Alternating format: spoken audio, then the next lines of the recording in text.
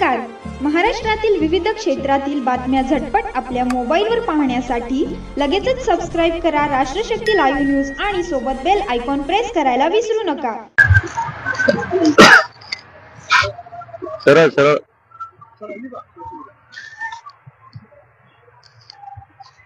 महाराष्ट्रातील तमाम धनगर बांधवांना जय मल्हार. बांधवांनो, आज पांडुरंगाच्या या पंढरीमध्ये आमच्या आमरण उपोषणाचा 10वा दिवस आहे. मागच्या घडामोडी आपला सर्वांना ज्ञात आहे. सरकारच्या वतीनं शिष्टमंडळ या ठिकाणी आलं.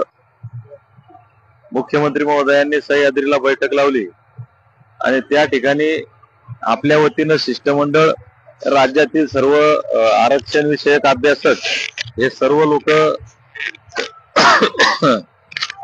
त्या बैठकीमध्ये होते. बैठकीमध्ये सविस्तर चर्चा झाली आणि परत डिव्हिजनल कमिशनर यांच्या मार्फत शिष्टमंडळ इथं आलं.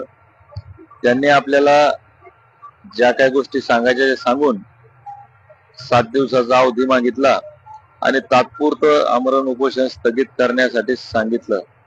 परंतु बांधवांनो, आम्ही त्यांना सांगितलं की तुम्ही 7 नाही 8 दिवस घ्या, पण आमच्या हातामध्ये सर्टिफिकेट दिल्याशिवाय आम्ही उठत नाही.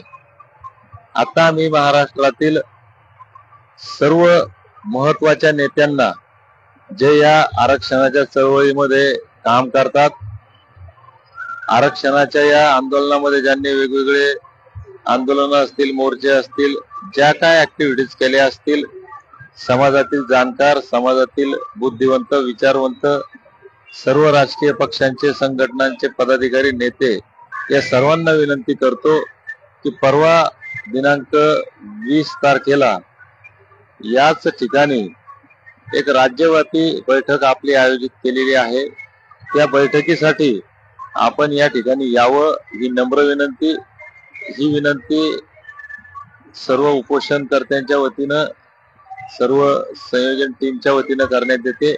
बांधवांनो, या आरक्षणाची पुढील दिशा काय असावी, आम्ही काय केलं पाहिजे, काय नाही केलं पाहिजे, समाजाची दिशा काय असावी, यासाठी ही बैठक आयोजित करण्यात आलेली आहे.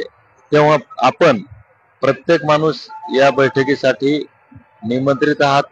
मी आपल्याला विनंती करतो, ज्यांच्यापर्यंत हा माझा मेसेज जाईल त्यांनी आपल्या इतर बांधवांना हा मेसेज द्यावा आणि जास्तीत जास्त लोकांनी या ठिकाणी येण्याचा प्रयत्न करावा, ही विनंती करतो. जय मल्हार.